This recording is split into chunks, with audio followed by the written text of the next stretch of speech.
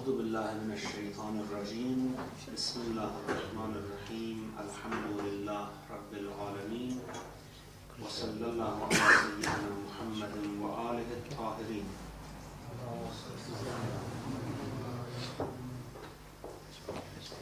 Verse number 75. ومنهم من عاهد الله لئن آتانا من فضله لنصدقن ولنكونن من الصالحين فلما آتاهم من فضله بخلوا به وتولوا وهم معرضون. Among them are those who made a pledge with Allah, if He gives us out of His grace, we will surely give the zakat and will surely be among the righteous. But when He gave them out of His grace, they grudged it and turned away being disgraceful. Now the surah turns to a different type of munafiqun, of hypocrites, who have actually turned hypocrite because of what they had already done, and because of the grudge over financial issues. The cause of revelation of the verse is, of course, referring to some particular person who was called Ibn Hatib, Tha'laba Ibn Hatib, and he was a poor person, and he went to the Prophet and said, he was from Ansar, of course, not from Muhajirun. He went to the Prophet and said, pray for me, that Allah gives me lots of wealth. And the Prophet told him, what do you want to do with lots of wealth? If you have enough sufficient provisions, it would suffice you. He said, no, I want big wealth. The sentences of the Prophet here are, the statement of the Prophet is very interesting, because he said, قَلِيلٌ تُعَدِّي شُكْرَهُ خَيْرٌ مِّن كَثِيرٍ لَا تُطِيقُهُ. He said, a little amount of provision that Allah has given you and you can pay thanks for them, you can thank Allah for them, is better than much wealth that you cannot pay thanks. You cannot somehow discharge yourself of the duties with regards to that wealth. Anyhow, the Prophet prayed for him, and he soon bought a little number of sheep and goats, and they very rapidly increased. And he became soon after a very wealthy person. Now, after he became a wealthy person, now what he said to the Prophet was that if I am given that wealth that I want, you would see that I will discharge myself of all my duties, and I will help the poor and do this, do that, pay my zakat. Now, after he became rich, he became so rich that his wealth could not be contained in Medina. So he went outside Medina, he built a big village for himself and lots of cattle. And when Prophet sent people to collect tax, to collect zakat from him, he said, no, I'm not going to pay zakat, this is my own wealth. Why should I pay it? This is like jizya, this is disgraceful, I pay this. And he, of course, turned away completely from his faith. Now, this tells us a few things. First of all, sometimes having wealth would affect the faith of people. And it's better if they are not wealthy, because they could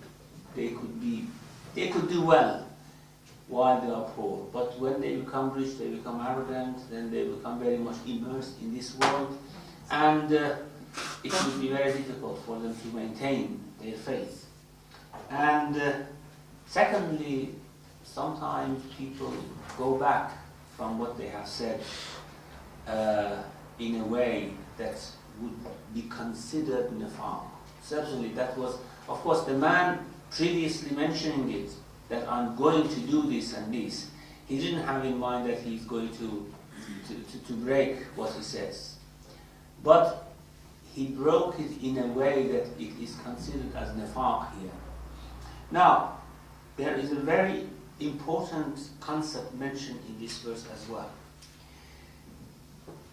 It says, among them are those who made a pledge with Allah. If He gives us out of His grace, لَإِنْ آتَانَا مِنْ فَضْلِهِ لَنَصَّدَّقَنَّ وَلَنَكُونَنَّ مِنَ الصَّالِحِينَ. We will surely give zakat and will surely be among the righteous. But when He gave them out of His grace, فَلَمَّا آتَاهُم مِّن فَضْلِهِ بَخَلُوا بِهِ. They grudged it. They went into the area of bukhl. وَتَوَلَّوْا وَهُمْ مُعْرِضُونَ. And turned away, being disregardful of course, what they had already said to the Prophet. Now, what happened to them? فَأَعْقَبَهُمْ نِفَاقًا فِي قُلُوبِهِمْ إِلَى يَوْمِ يَلْقَوْنَهُ بِمَا أَخْلَفُوا اللَّهَ مَا وَعَدُوهُ وَبِمَا كَانُوا يَكْذِبُونَ. So He caused hypocrisy to ensue in their hearts until the day they will encounter Him, because of their going back on what they had promised Allah and because of the lies they used to tell. Now, the very act of breaking that pledge, the very act of saying something and doing something else later on, has caused a nifaq, a hypocrisy, to develop in their hearts. They were not hypocrites at the beginning, but they broke the pledge they had with the Prophet and they had with Allah subhanahu wa ta'ala. So the hypocrisy started to develop, to grow in the hearts. And this is not going to go away. And this is the punishment for them, for what they did. Now, many things, this is a very important concept in the Quran, saying that sometimes hypocrisy, kufr, and other unwanted or undesirable, heartfelt beliefs are punishments or repercussions of what we do, our actions. Breaking a pledge like this would cause hypocrisy in the heart. And it's not in anyone's hand. It comes. It is an automatic repercussion, consequence of doing such a thing, or of breaking a pledge or something like that. So, the answer to a very, very crucial question, why some people are kuffar, although they know the truth? Why some people are munafiqun, although they know the truth, or although they have heard the voice of haqq? Why? It's because of some actions that they have sent forward. And then those actions, of course, they have a punishment in the hereafter, but the very immediate punishment of them, which is actually a symbol or a small scale of what they are going to receive in the hereafter, follows in this world, in the heart. And this is what the verse says, that but when He gave them out of His grace, they grudged, turned away. So He caused hypocrisy to ensue in their heart. Of course, Allah caused one, means this is a rule. This is something that Allah has set down forever, that anyone breaking such a pledge. Now, could we somehow generalize this to other pledges?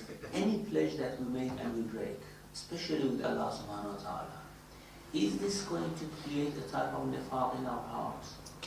Or is it gradually taking us towards hypocrisy? I think the answer is yes. We can generalize this. Now, not with regards to pledges that we make with people. Of course, it's a sin, it's wrong to break those pledges. But especially the pledges we make with Allah subhanahu wa ta'ala.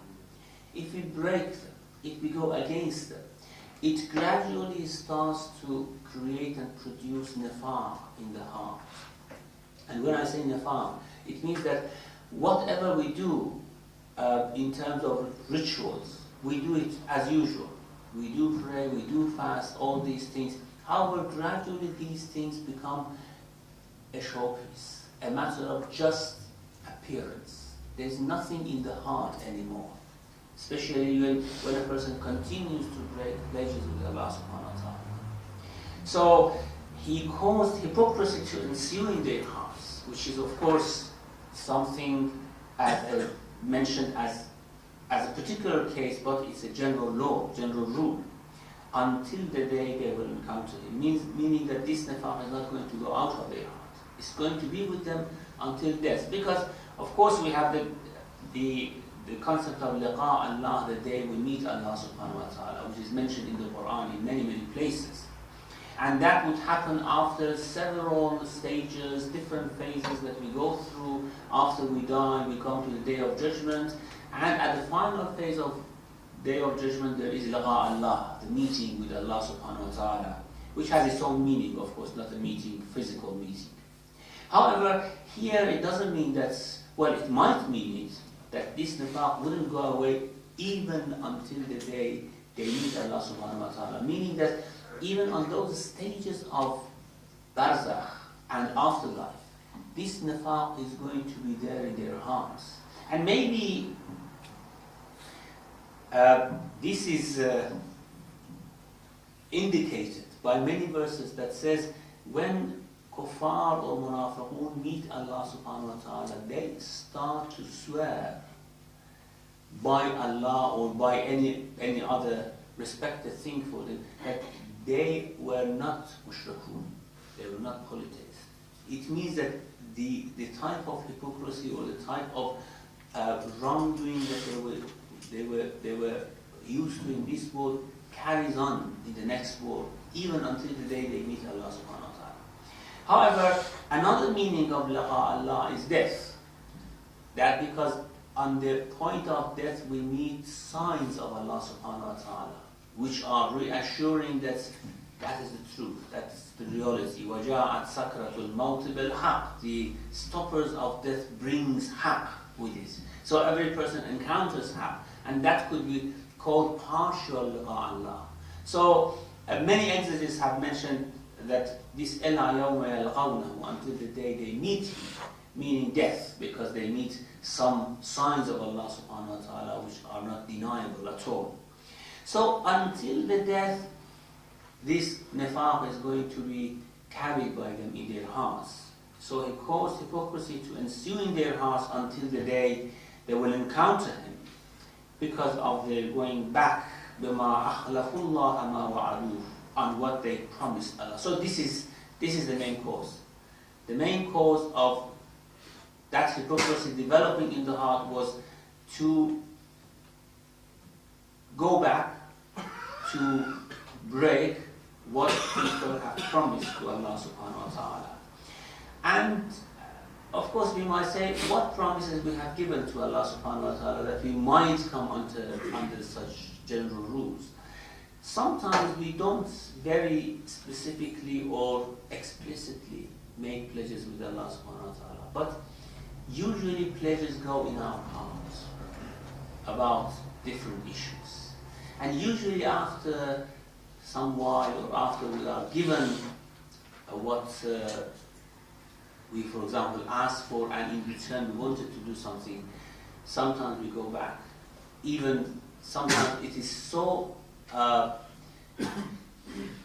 hidden that we do not sense it. So these are things that we have to, because this is mentioned as a general law now. بِمَا أَخْلَفُوا اللَّهَ مَا وَعَدُوهُ, because they went back on what they had promised Allah. وَبِمَا كَانُوا يَكْذِبُونَ, and because of the lies they used to tell, of course. أَلَمْ يَعْلَمُوا أَنَّ اللَّهَ يَعْلَمُ سِرَّهُمْ وَنَجْوَاهُمْ وَأَنَّ اللَّهَ عَلَّامُ الْغُيُوبِ. Do they not know that Allah knows their secrets and hears their secret talks? سِرَّهُمْ وَنَجْوَاهُم. Of course, najwa is secret talks. Sir is the secrets that people have in the heart.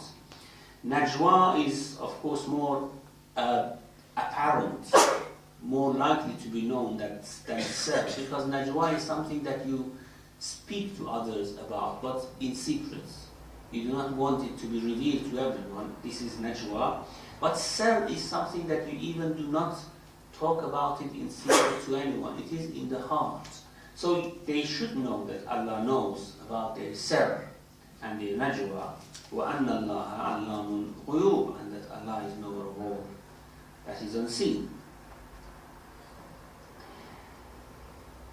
Another type of munafiqun now. You see, the surah deals with many different types of munafiqun.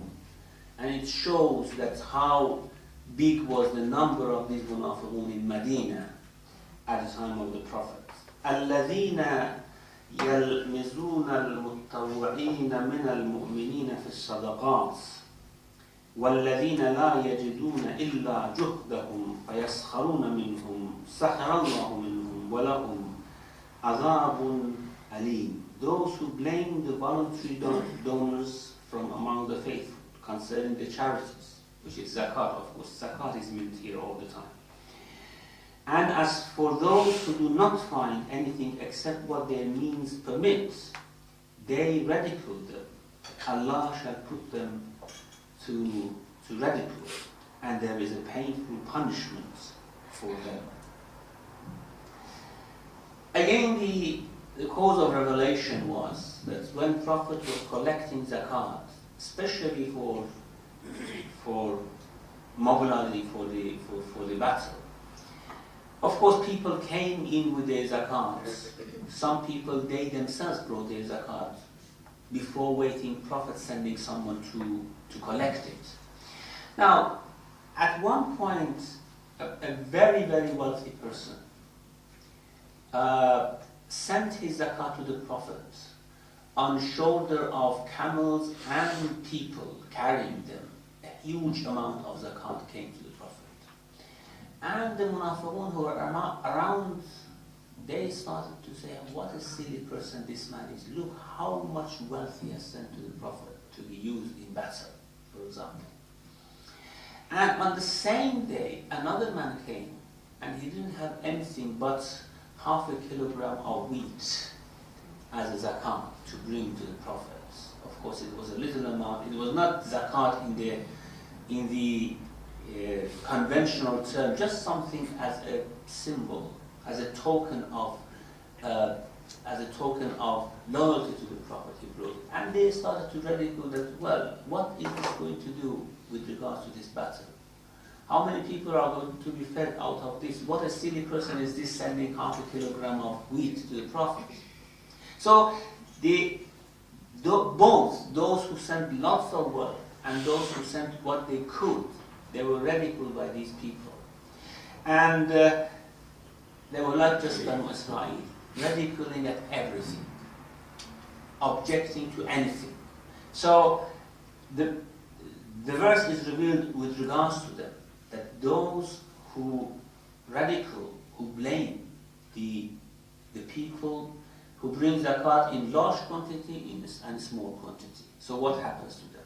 Those who blame the voluntary donors, الَّذِينَ يَلْمِزُونَ الْمُتَّوِّعِينَ. Mutawwi'in are those who voluntarily bring, even if it's not zakat, or before waiting for the Prophet to go and collect tax from them.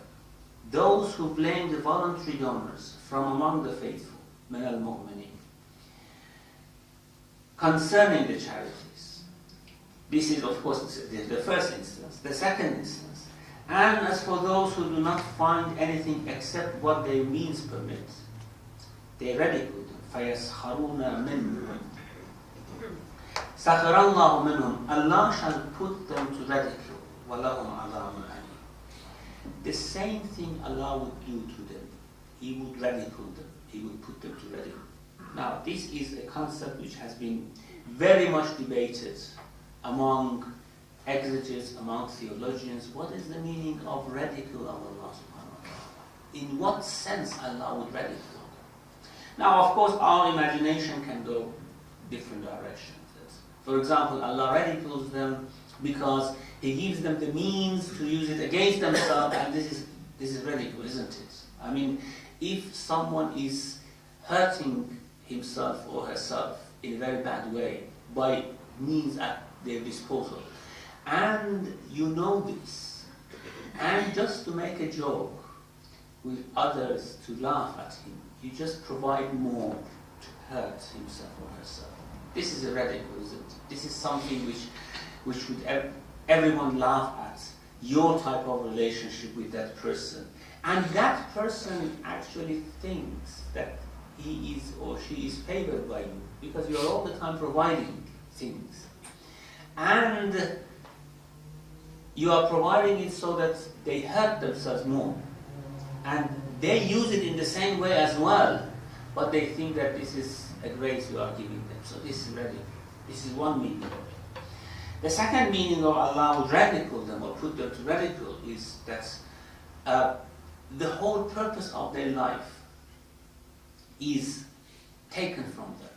They are going into completely wrong direction, and Allah would let them to go, would provide for them to do it. And of course they are attaining nowhere. They are attaining nothing, going nowhere. And this is another meaning of ridicule of Allah subhanahu wa ta'ala. And there are other meanings that we can imagine about how Allah would ridicule a person.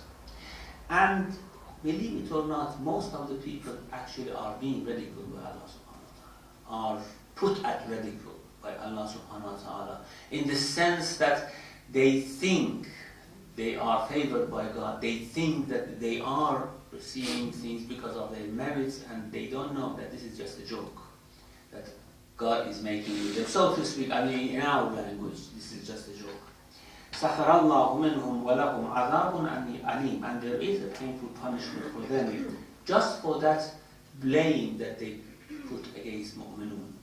And this is one other thing. I mean, this great punishment for blaming mu'minun for what they do.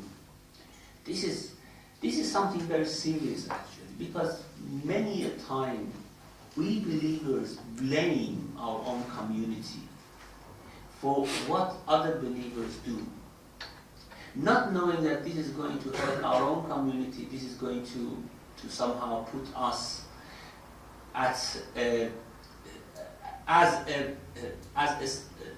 type of group or as a type of community which is going to be attacked by non-disbelievers. Criticism is something. Blaming all the time is something else. Blaming all the cultural achievements, all the religious achievements of a people is something else. So this blame might cause that people gradually lose their faith and become an object of ridicule. Allah shall put them to ridicule. وَلَهُمْ عَذَابٌ أَلِيمٌ. استغفر لهم أو لا تستغفر لهم إن تستغفر لهم 70 مرة فلن يغفر الله لهم ذلك بأنهم كفروا بالله ورسوله والله لا يهدي القوم الفاسقين. Whether you plead forgiveness for them or do not plead forgiveness for them, even if you plead forgiveness for them 70 times, Allah shall never forgive them. فَلَنْ يَغْفِرَ اللَّهُ لَهُمْ ذَلِكَ بِأَنَّهُمْ كَفَرُوا بِاللَّهِ وَرَسُولِهِ وَاللَّهُ لَا يَهْدِي الْقَوْمَ الْفَاسِقِينَ. Because they defied Allah and His Apostle, and Allah does not guide the transgressing ones.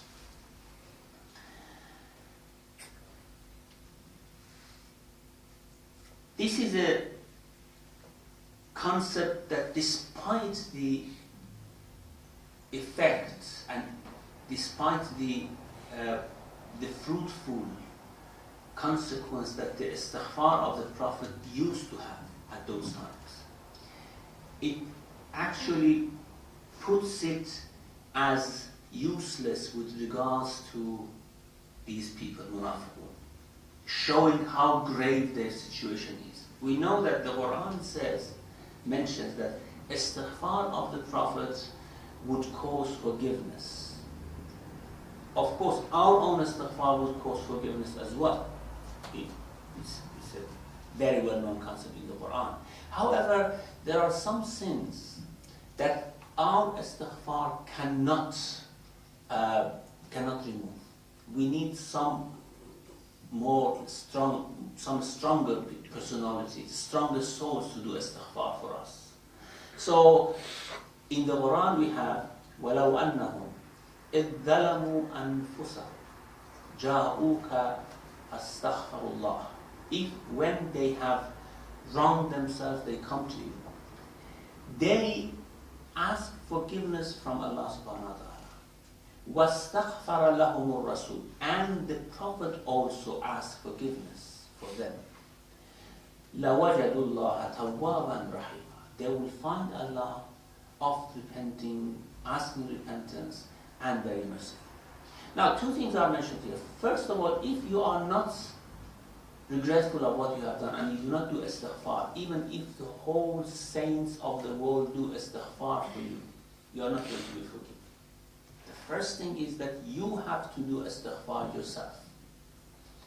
And you have to regret what you have done. The second is sometimes doing istighfar, regretting of one's own self, falls short of the power to remove the consequence of a sin. So it needs a higher soul, a more stronger soul, to come in and ask istighfar from Allah subhanahu wa ta'ala, so that that sin is removed. And this is what the verse says about the mu'minun, that when they do wrong themselves, they come to you, they ask forgiveness themselves from Allah, and you ask forgiveness for them, then they are going to be forgiven. Now, we have this concept, of course, mentioned in the Quran in many ways. Like, for example, the brothers of Yusuf, after they regretted what they did, and they did istighfar, they knew that that istighfar falls short of the power to remove that very grave sin that they had done. So they went to their father and said, Ya Abana astaghfir lana. Inna kunna khatain. Inna kunna khatain means that now we regret. We regret, we want to repent. You do istighfar for us. And even Yaqub knew this sin was so grave that just an ordinary istighfar wouldn't do. So he said, قَالَ سَوْفَ أَسْتَغْفِرُ لَكُمْ رَبِّي. Soon I will do that in a proper time, that I know that istighfar would really work. So the idea is very clear. Now, is this only, would this only work when the Prophet or a saint or the Imam is living, or even after they die? We know that their souls are quite alive. If the shuhada are alive, as Allah has mentioned, وَلَا تَحْسَبَنَّ الَّذِينَ قُتِلُوا فِي سَبِيلِ اللَّهِ أَمْوَاتًا بَلْ أَحْيَاءٌ. They are alive. And alive means that they understand, they have influence, they have some sort of field of action. This is the meaning of alive. Otherwise, all souls are alive. All souls are, no soul would ever die after death. So if this is the case, then that means that the souls of the prophets and the saints are in the same way alive. Whenever we go to ziyarah, of course you remember we say that ashhadu annaka tasma'u kalami wa taruddu salami. I bear witness, I believe that you are alive, you hear my voice, you return my salam.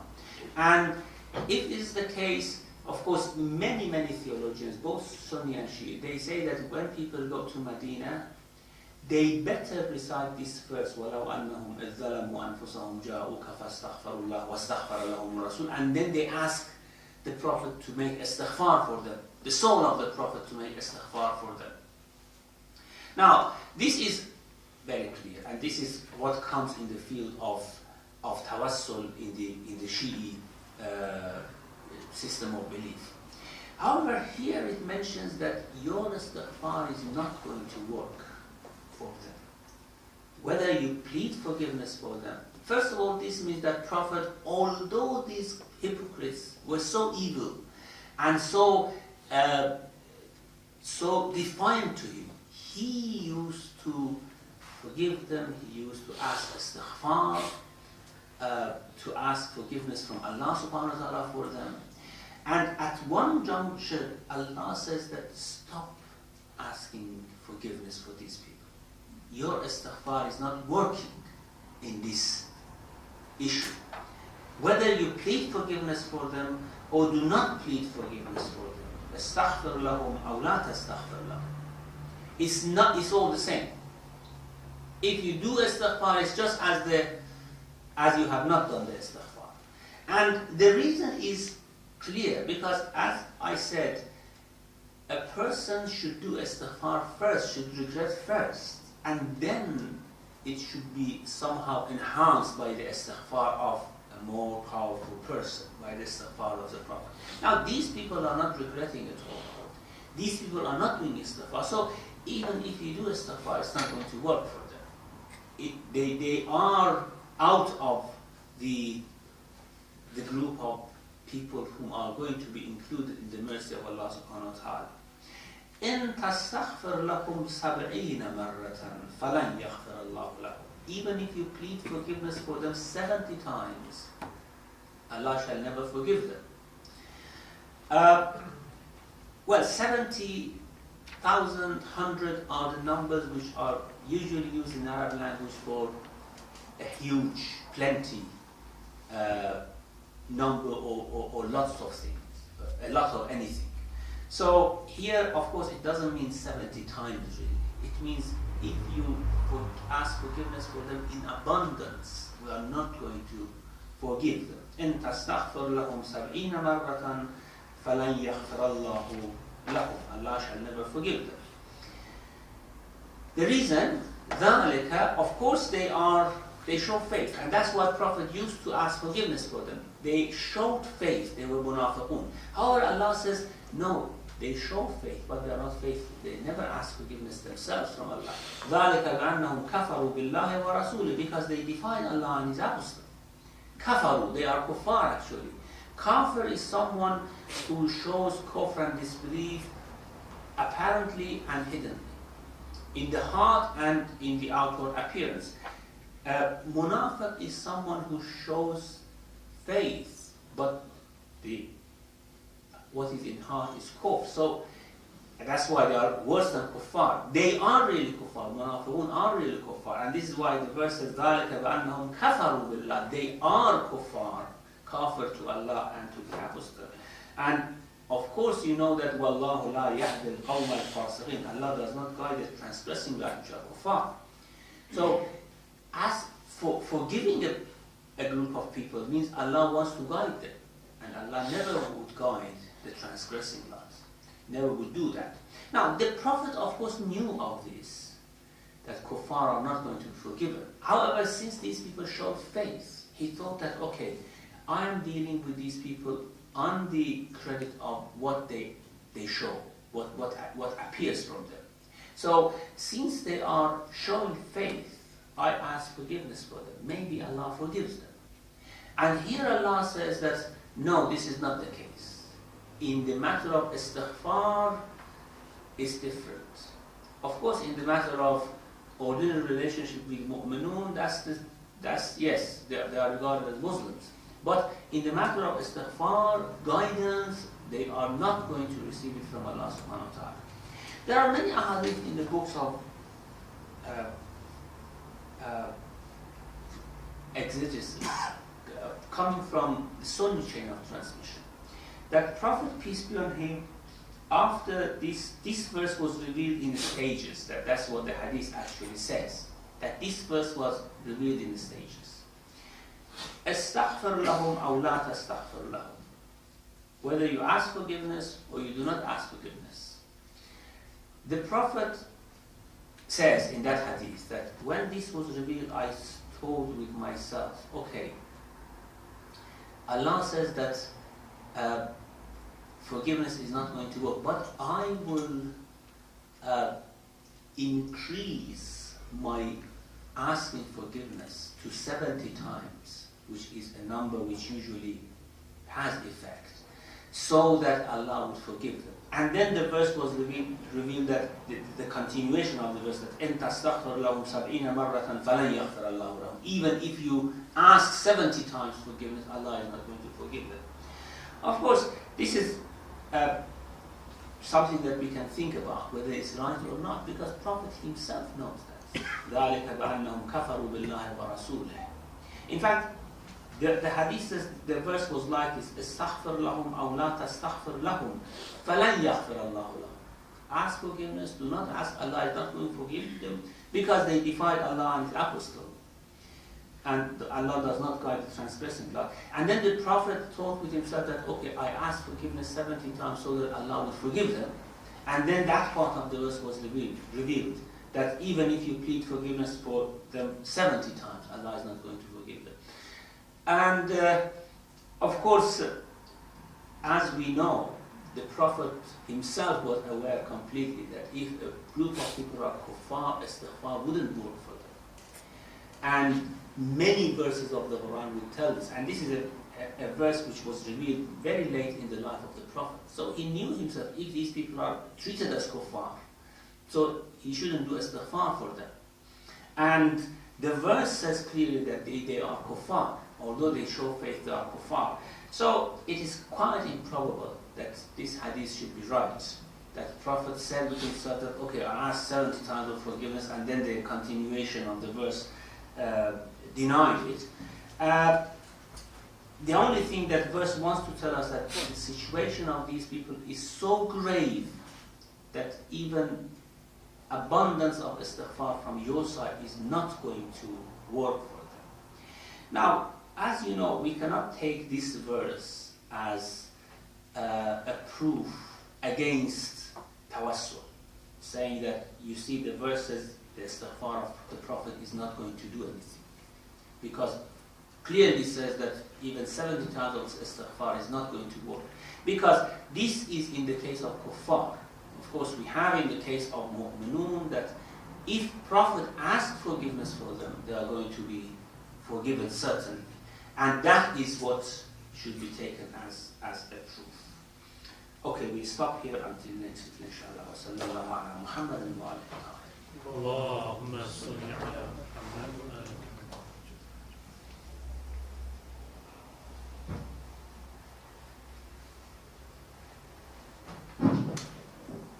Brothers and sisters, there were about 15-20 minutes for questions. And sisters, any sisters? Brothers?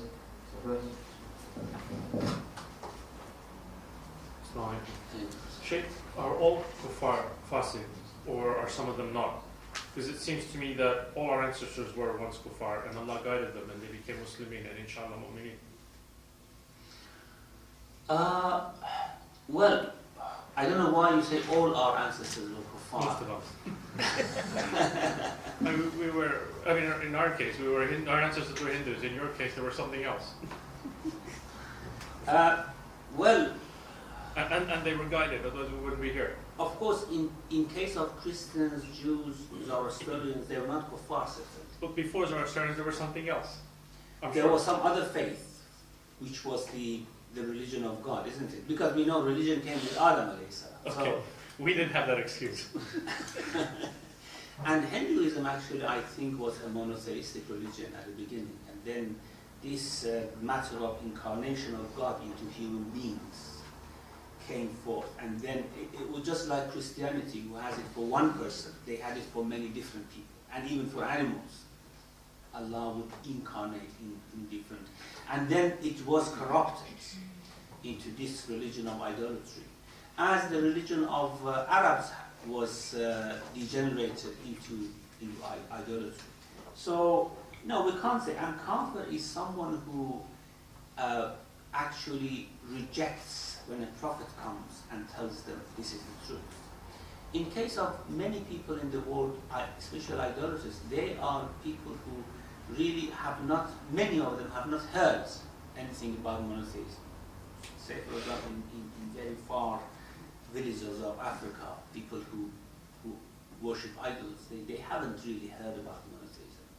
So, although they are kuffar, but they shouldn't be judged in the same way as the kuffar of the time of the Prophet, for example, or of the time of Jesus Christ or any other prophet of God. Anyhow, I mean, we are not going to be taken accountable for what our ancestors did.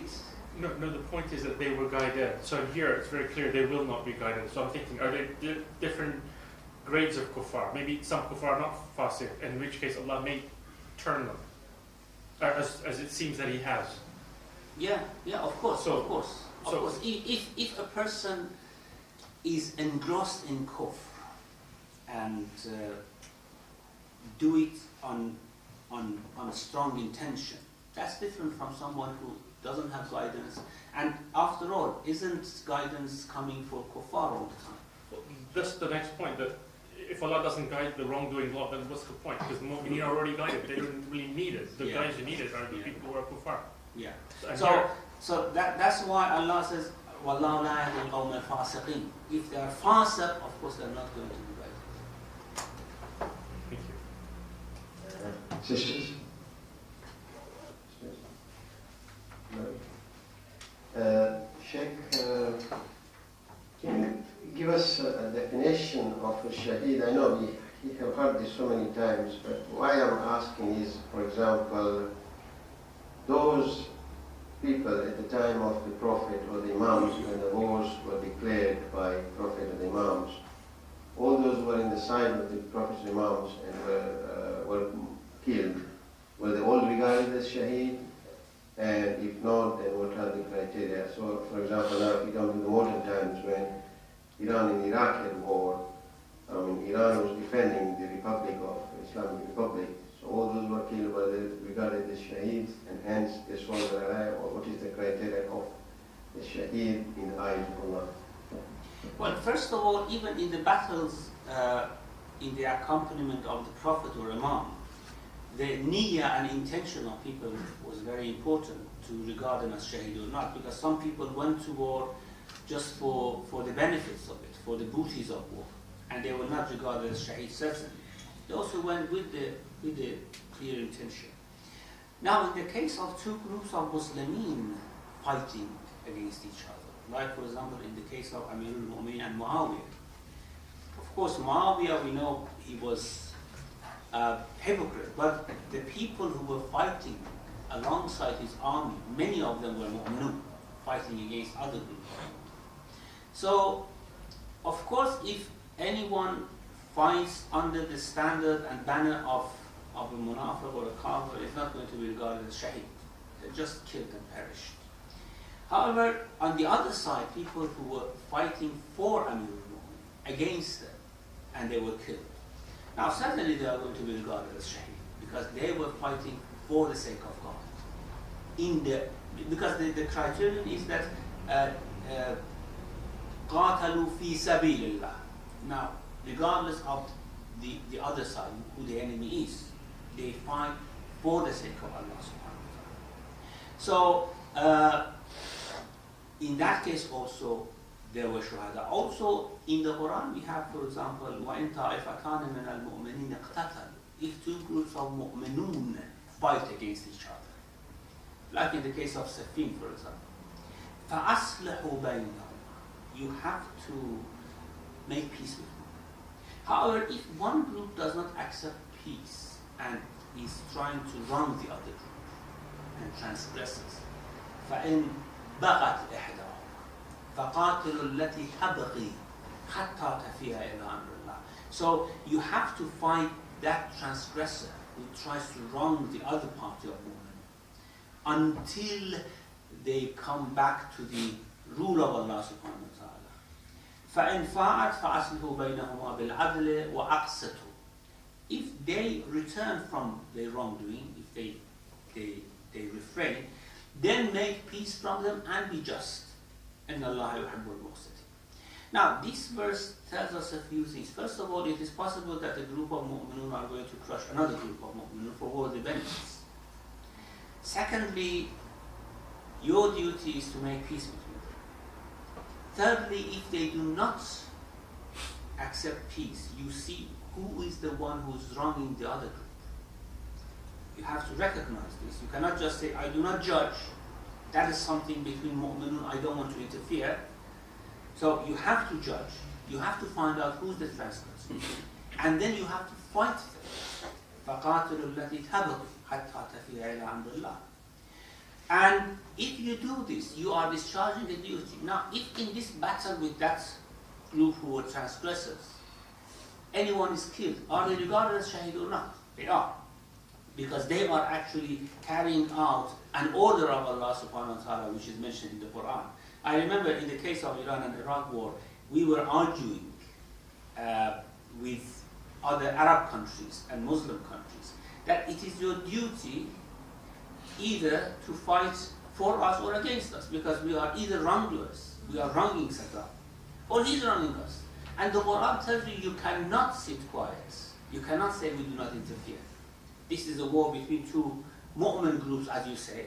They are mu'minun fighting against each other. Two Muslim countries are fighting against each other. One of them is transgressor anyhow, because it can't be that both of them are right. And Quran tells you that you either make peace. Now, peace is not possible. It wasn't possible. Or if it is not possible, if peace is not possible, you find who's wronging the other and fight against them. So you either have to fight against us or for us. You cannot just sit outside. Now, in this case, or in the case of those mu'minun who are wronged by the other group, if they are killed in the battlefield, certainly they are regarded as shaheed. And you know that we have two types of jihad, the offensive jihad and the defensive jihad. Offensive jihad was those wars which was declared by the Prophet and then by Khulafa afterwards to go to other lands to call people to Islam. Now this is, of course, completely finished now. We don't have offensive jihad anymore in Islam. And it was something that they felt is compulsory to do it every year. And that's why the armies were mobilized every year to go to different lands to call people to Islam. Now, the other type of jihad, which is defensive jihad, is when a land of Muslims is attacked by other groups. Whether Muslims wronging them or kuffar, disbelievers, hypocrites, if it's attacked, it is the duty of every person. Now, in the offensive jihad, females should not go to war, should not fight. It's not their duty. And they are not accepted in the army. In the defensive jihad, there's no difference between female and male. Everyone has to defend. If the men are finished, women should fight.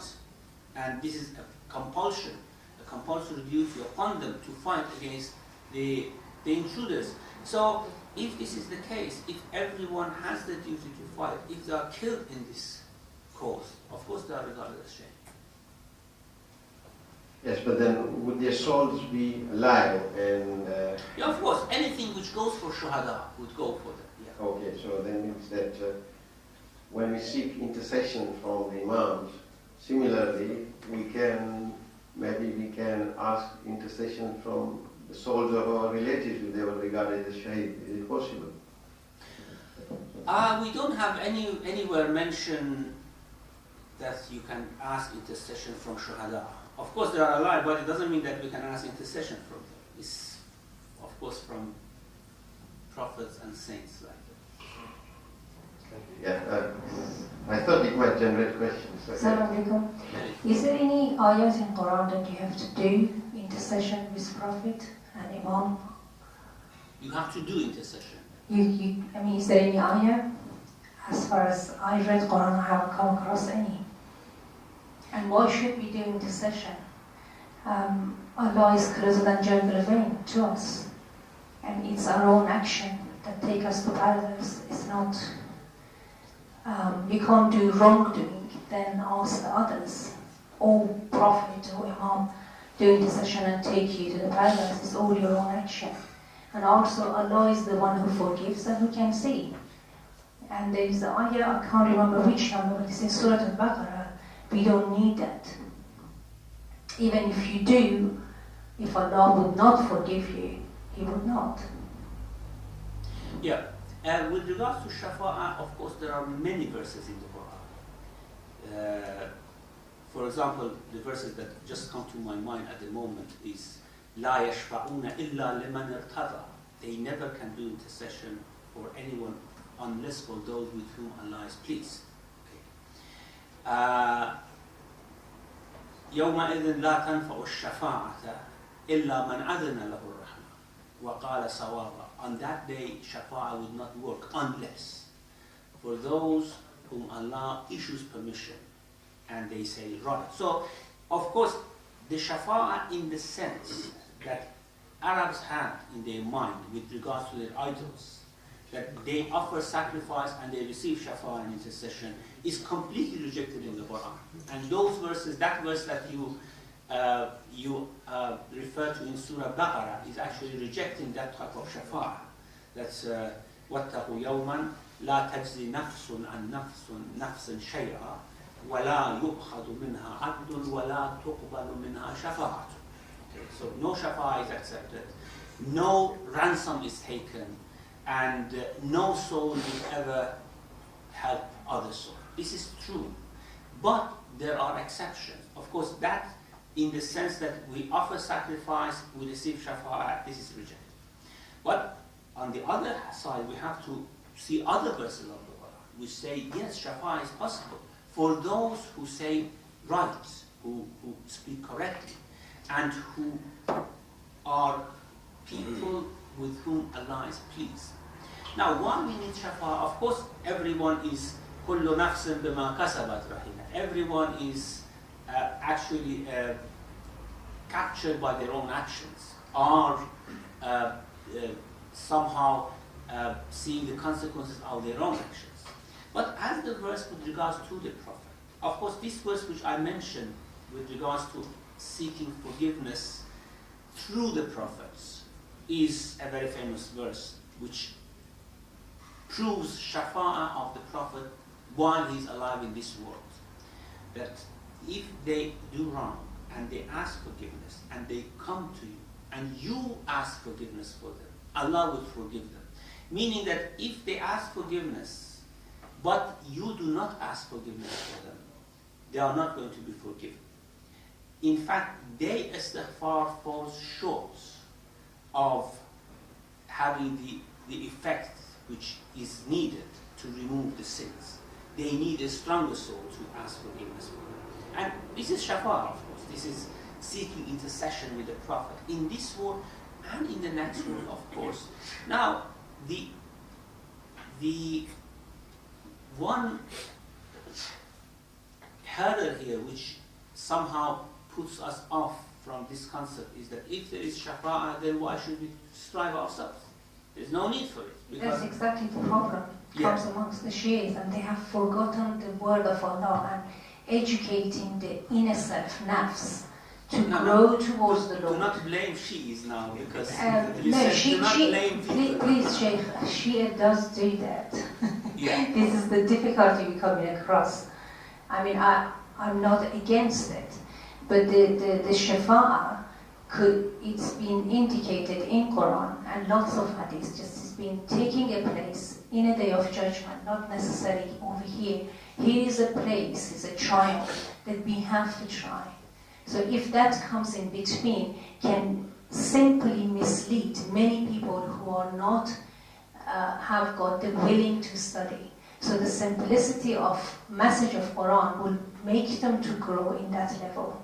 So what should we believe? Should we believe in shafa'a or not? We do believe shafa'a in a different form and particularly taking place in a day of judgment. And Rasulullah sallallahu alaihi wasallam will do that, that's the concept. Here, one has to work on itself, and it's all to do prayer and direct connection with Allah. So I could ask Allah, give me this or heal me. I swear to your beloved Prophet, or I could ask that way, but not you do that. They do not have that power. It's Allah who's got the power. Of course, shafa'a is for the day of judgment, and even when prophets ask forgiveness, it would somehow show itself on the day of judgment, certainly. But there are two concepts, I think, here that we have to distinguish from each other. One is the concept of shafa'a, and the other is the concept of tawassul. Tawassul is what you say, asking things from A'imma, from the Prophet, for this world. Yeah, exactly. That was the tawassul I was mainly emphasized. Now, so that's a different issue. Yes, certainly in none of our ahadith or du'as that we have and we go and offer in a shrine, we directly ask A'imma for things. It's all the time asking God that for the respect of these people, grant what I want. And in fact, what we have in many ahadith, and I mean, this is quite clear for scholars, it's just confused by lay people, that when you go to a shrine, that is the right place to ask things from Allah subhanahu wa ta'ala. As we have, for example, in the case of Kaaba. You go there, they say that if you go to Mecca and to pilgrimage and you come to Kaaba or you go to Arafat, you ask things from Allah there, Allah will grant it to you because for the respect of that place, holiness of that place. So the shrine of Imams and the Prophets has a holiness that when you go to that place and ask Allah subhanahu wa ta'ala things, especially offering your respect for that person and saying for the respect of this such and such Imam or Prophet, grant what I want. This is what we have in all our hajj, all our ziyarat. I mean, for example, you go through the ziyarat that we have about Imam al-Riza alayhi salam and the du'as there. There's no one single instance that you can find that it says, it asks the Imam that I want this. It just says, you ask God, or, oh God, give me for the respect of this person, such and such. So, I think this is the concept of tawassul, and it's quite reasonable. And this is what... Something extra. Something extra, Allah doesn't need secretary. I just could go directly in my own home. I'm not rejecting that. But I'm trying to say these areas are very holy place. You could go. But deen and religion should be in more simple way. Cannot be so complicated, so everybody's shrine and everybody's, it's just too much in it. It's like in Surah An-Nur, there are 5 idols being worshipped, and these 5 idols, Asbab al-Nuzul, is that they were holy person once a time, and then later on they become as a form of idol. This is a similarity between our behavior and active like them. So in fact the message of Quran, is don't do that. Well, we have instances in the Quran that explicitly mentions you have to go to places where some people were there one time, even if now they are not buried there. So for example, in the case of Hajj, we are told that you go to Hajj so that you pray in a place where Ibrahim prayed. Of course, we can pray at our home, but it wouldn't have that type of effect and that type of fruitfulness that the prayer there would have. وَاتَّخَذُوا, I mean, how do you explain this verse? وَاتَّخَذُوا مِن مَقَامِ إِبْرَاهِيمَ مُصَلًّى. Take your place of prayer from where Ibrahim stood. There, it's specified, is indicated. The others is not. So what's the difference? I mean, so this is all our interpreting. Okay, thank you. I think we have exhausted the subject sufficiently. This is a question or a comment in a way, and Sheikh, you didn't answer if you feel unhappy about this. I really want us to take to this Thursday event in London. I don't think anyone sitting around the hall here has got the slightest doubt that this action was deplorable and totally against the Islamic principles. My question is, and I know I'm making an assumption here, assume that it was a group of Muslims who did it. I'd like to hear from you, the preacher or the teacher of those group of Muslims. They must have some valid reason to tell them that this action is acceptable, again, under the Islamic principles. So I'm asking you to tell me, what are those principles that they could or are convincing their followers that such activity is acceptable? I mean, what are the sources? Is it the Quran? Is it Hadith? What are the sources? Yeah, before I mention anything, I think Sarfraz wanted to say something. Just a very quick point. I noticed that not just us, but everywhere else, we're very defensive about this. Oh my God, Muslims did this and somehow we're implicated. I think we should be very clear about this. The same people who did this have been doing it in Iraq. Iraq has 2 London bombings on average twice a week. we are the victims. Before even white British people were the victims, we are the victims. And I think we make it very clear to people, you should be feeling sorry for us, not us feeling sorry for you. This is happening to us, Shias, all the time by these very same people. So I think, well, especially in Iraq today. Today they can see it on TV. Twice a week we see a bomb. Same thing like in London. So I think we shouldn't be defensive about this. Say, oh my God, we're Muslims. Muslims did it. Somehow we feel responsible. Certainly not. We are the victims, and when we are being bombed, I don't hear anybody saying, oh, look, I'm sorry for you. So we are sorry for you as well. And we're sorry for us because we live here. But before this happened, we were still the victims, and you were not the victims. Yeah, thank you so much.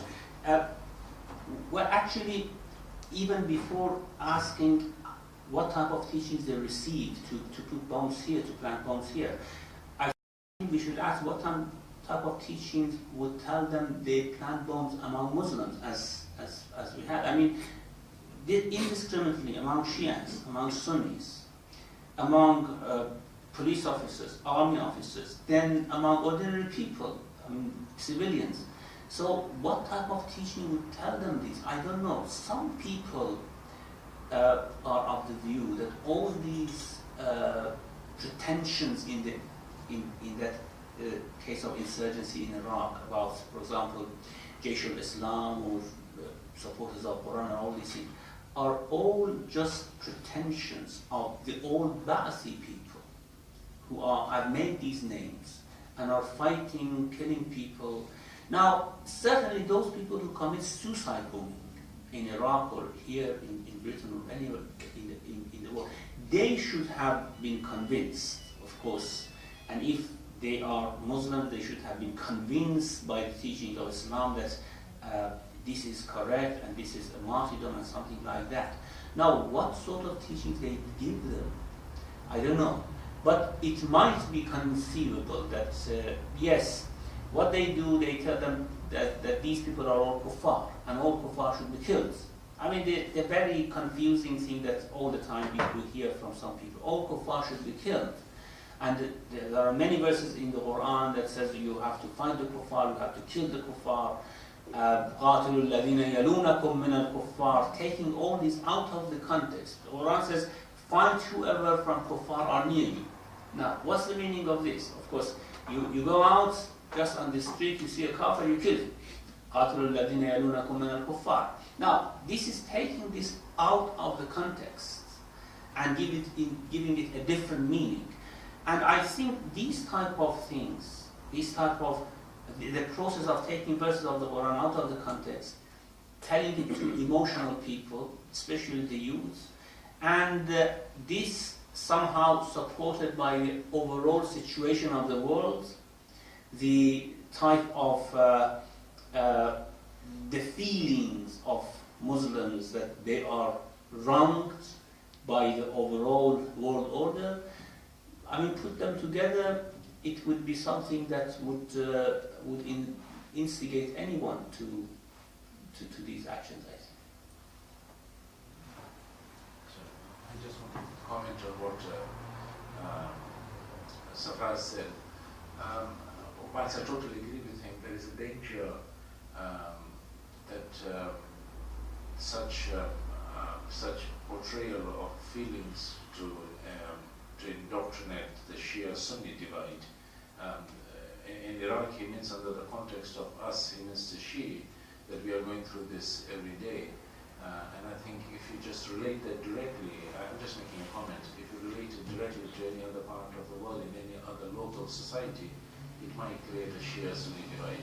That's what I want to comment on. Thank you.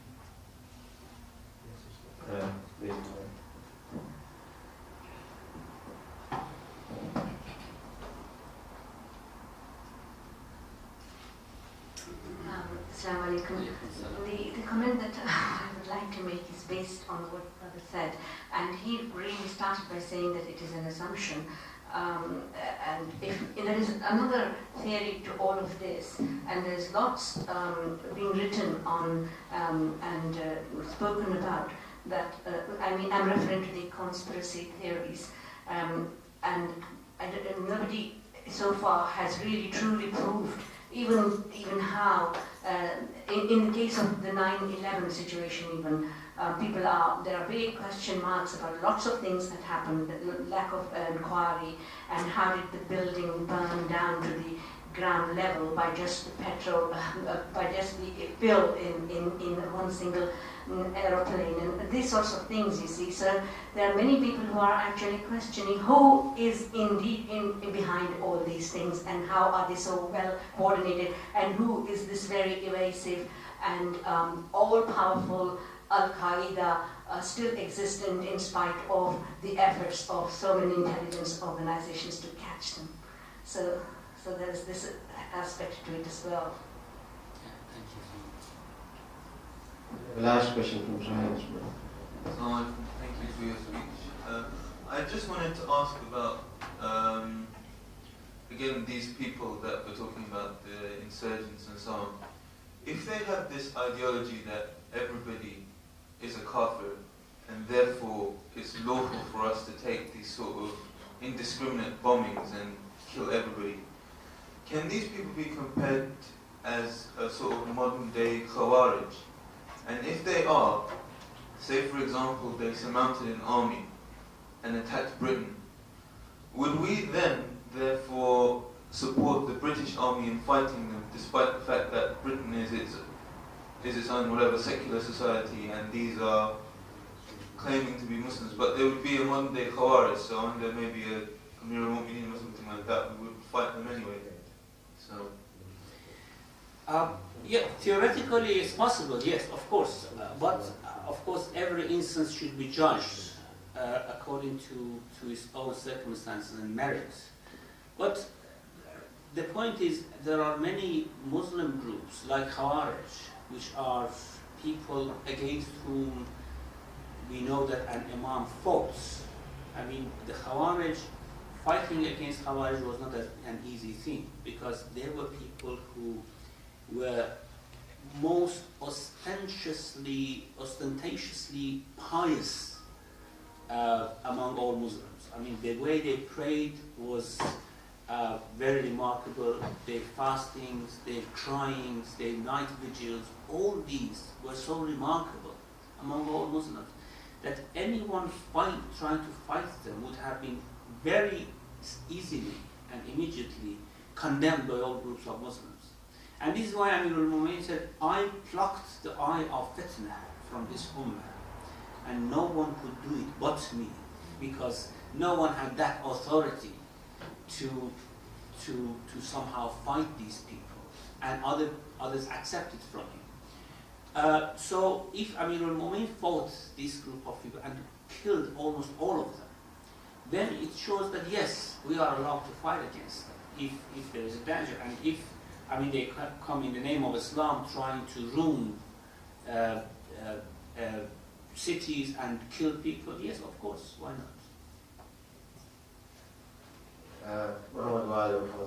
Thank you.